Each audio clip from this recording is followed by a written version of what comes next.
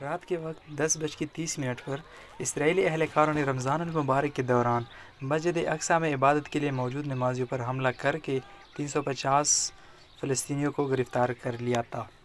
اسرائیلی forces نے مقبوضہ مشرقی یروشلم میں اس ہفتے لگاتار 2 راتوں میں مسجد اقصیٰ پر دعویٰ بولا، نمازیوں پر حملہ کیا اور انہیں گرفتار کیا، جس سے عالمی سطح پر مذمت کی گئی۔ منگل کی رات درجنوں بھاری ہتھیاروں سے لیس اہلکاروں نے اس جگہ پر چھاپہ مارا، سٹین گرنیڈ کا استعمال کرتے ہوئے اور آنسو گیس کا استعمال کرتے ہوئے قبلی کے ہال میں آنسو گیس پھینکی، جہاں سینکڑوں نمازی رات بھر قیام کر رہے تھے۔ اسرائیلی فوجیوں نے نمازیوں کو لاٹھیوں اور بندوقوں سے زد و کوب کیا، درجنوں کو زخمی کیا، کئی سو کو گرفتار کر کے اپنی حراست میں لے گئے۔ 24 گھنٹے بعد مسلح اہلکاروں نے ایک بار پھر مسجد پر دعویٰ بول دیا، جب تقریباً 20,000 فلسطینی نمازی رمضان المبارک کی تراویح کی نماز ادا کر رہے تھے۔ لوگوں کا پیچھا کرنے اور لاٹھیوں سے مارنے سے پہلے انہوں نے ربڑ کی گولیاں، آنسو گیس اور سٹین گرنیڈ سے مسجد کو خالی کرنے کے لیے فائر کیا۔ تو اسرائیلی حکام نے مسلمانوں کے مقدس ترین مہینے رمضان المبارک کے دوران اسلام کے تیسرے مقدس ترین مقام یعنی مسجد اقصیٰ پر ایسی پرتشدد اور وحشیانہ کارروائیوں کا کیا جواز پیش کیا؟ رمضان کی عبادت پر کریک ڈاؤن۔ منگل کو تراویح کی رات کی نماز کے بعد درجنوں نمازیوں نے اعتکاف کی مشق کرنے کے لیے اقصیٰ میں قیام کیا۔ یہ ایک مذہبی عمل ہے جو رمضان کے دوران عام ہے، اور اس میں نماز، غور و فکر اور قرآن کی تلاوت کے لیے رات بھر مساجد کے اندر رہنا شامل ہے۔ اسرائیلی حکام رمضان کے آخری عشرے سے باہر نمازیوں کو اعتکاف کرنے کی اجازت نہیں دیتے۔ اس پابندی کی فلسطینی تعمیل کرنے سے انکار کرتے ہیں۔ اسرائیلی افسران کو سب سے پہلے رات 10 بجے کے قریب اقصیٰ میں داخل ہوتے ہوئے دیکھا گیا، جہاں انہوں نے صحنوں سے لوگوں کو ہٹانا شروع کیا۔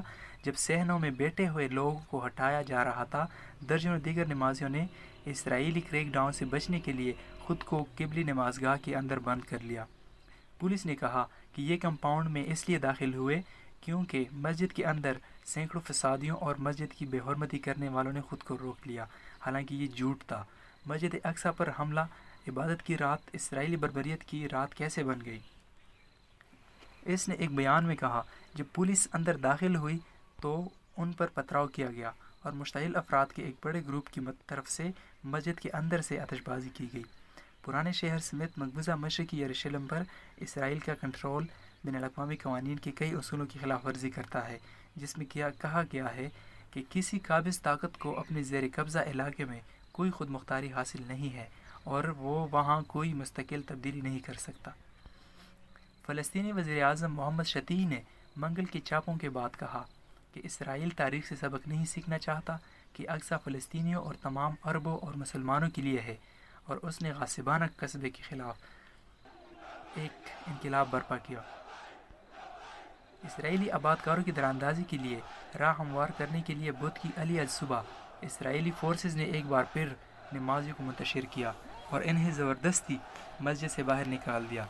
اس بار یہ اس لیے تھا تاکہ افواج اسرائیل آبادکاروں کی دراندازی کی راہ ہموار کر سکے، جو صبح 7 بجے شروع ہوئی تھی۔ اسرائیلی فوجی ان روزانہ کی دراندازیوں کو آسان بنانے کے لیے باقاعدگی سے نماز پنجگانہ کے باہر فلسطینیوں کو مسجد کو خالی کرتے ہیں۔ مسجد اقصیٰ ایک اسلامی جگہ ہے جہاں کئی دہائیوں پر محیط بین الاقوامی معاہدوں کے مطابق غیر مسلموں کے غیر منقولہ دورے، دعائیں اور رسومات ممنوع ہیں۔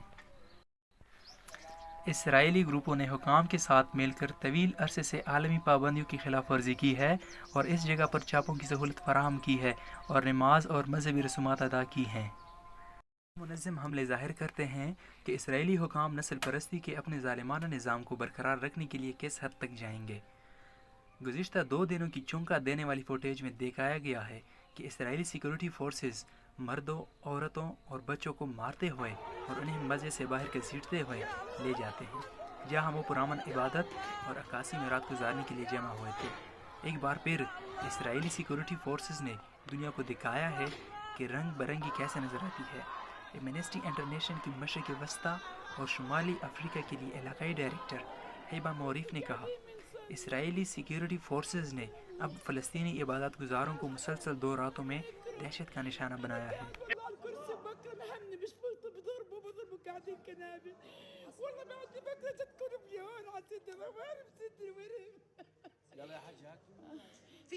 لساني بيشوفوني بالجنة.